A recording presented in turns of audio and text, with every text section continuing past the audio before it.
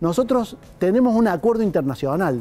Todos los países, la mayoría occidentales, han suscrito este convenio internacional para respetar la restitución dentro del plazo de las 6 semanas. Cuando tenemos ley y cuando tenemos jueces entrenados, realmente se puede, dentro de todo, estar dentro de los tiempos que establece el convenio. Es muy importante que el tiempo sea breve porque en estos casos no se entra al fondo de la cuestión. Simplemente se trata de restituir, de retornar al niño que ha sido trasladado o retenido ilícitamente en un estado distinto al de su residencia habitual. Se trata de volverlo a su situación anterior al hecho ilícito, para que allí, en su lugar de residencia habitual, el juez natural pueda realmente dirimir los temas de fondo. El Convenio Internacional de La Haya establece un plazo que es muy acotado, que es de 6 semanas. Durante mucho tiempo nosotros no teníamos una ley que nos estableciera de qué manera debíamos proceder y cuál era el proceso judicial que debíamos llevar adelante. A partir del dictado de esta ley, que tiene plazos muy acotados, son plazos fatales que hay que respetarlos y el procedimiento es de oficio. Es decir, el tribunal es quien tiene que instar permanentemente el proceso judicial para llegar dentro de las 6 semanas a la sentencia de primera instancia. Hoy esos plazos se han ido acortando y en función de las instrucciones de la autoridad central, que es el organismo que controla cómo van avanzando este tipo de procesos y que sirve de nexo de los jueces con la Cancillería y con el otro país, las instrucciones son acotar los plazos para llegar a las 6 semanas. El convenio establece que se debe resolver dentro de las 6 semanas. Eso nos dice el convenio de La Haya de 1980, mientras que la Convención Interamericana señala un plazo de 45 días.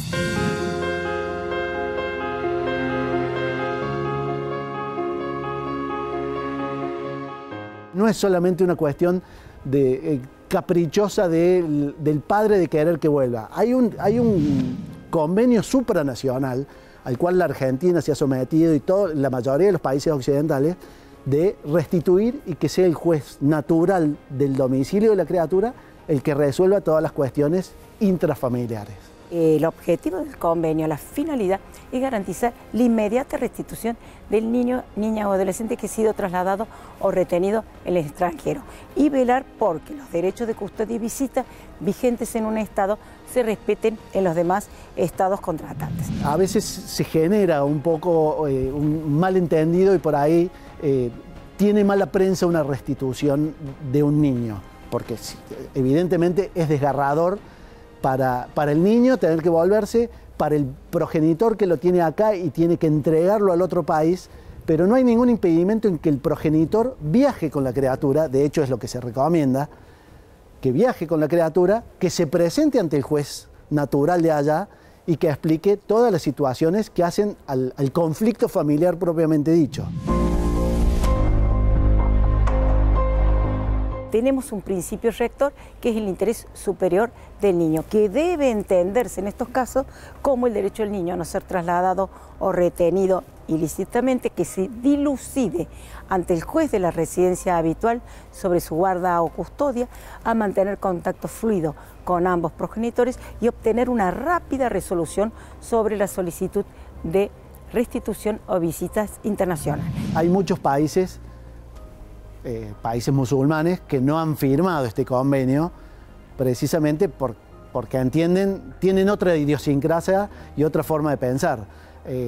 Hay un caso famoso en la Argentina que es el de Arias Uriburu, que el padre se fue a un país de origen musulmán, donde la criatura, los hijos quedaron con el padre porque la forma de pensar y la idiosincrasia del país es que los niños tienen que criarse con el padre y no cabía la posibilidad de restituirlos porque ese país no había firmado el convenio de La Haya.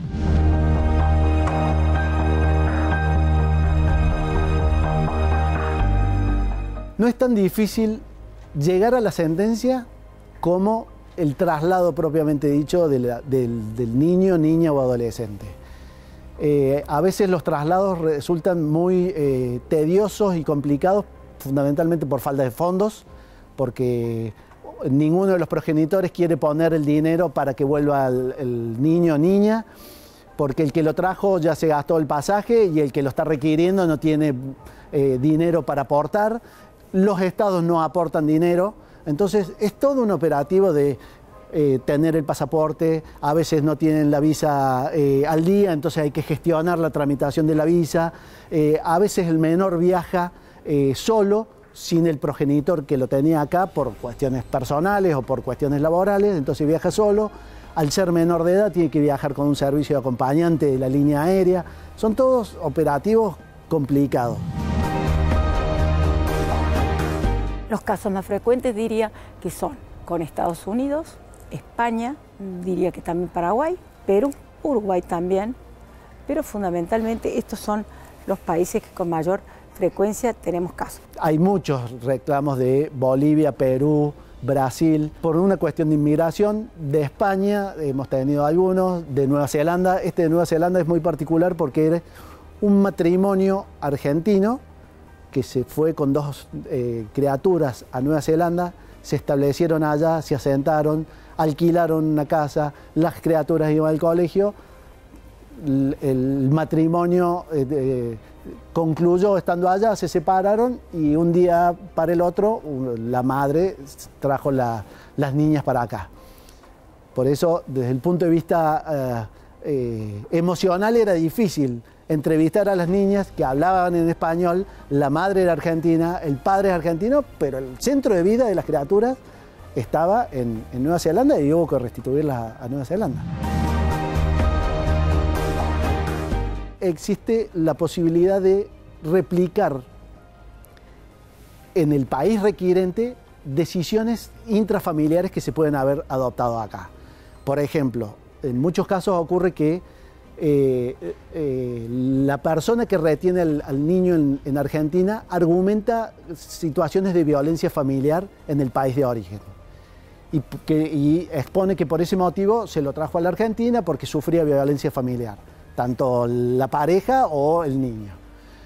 Entonces nosotros tenemos la posibilidad de establecer órdenes de restricción para que, comunicadas a través de las cancillerías de los dos países, se comuniquen al Estado requirente, de manera tal que la persona pueda llegar al país que lo está requiriendo, sea esperado por una autoridad judicial, sepa quién es el juez que lo va a recibir, se disponga una prohibición de acercamiento en el marco del conflicto de violencia familiar, hasta que, como he dicho antes, el juez natural del lugar sea quien se involucre en la causa y tome las medidas de familia propiamente dichas.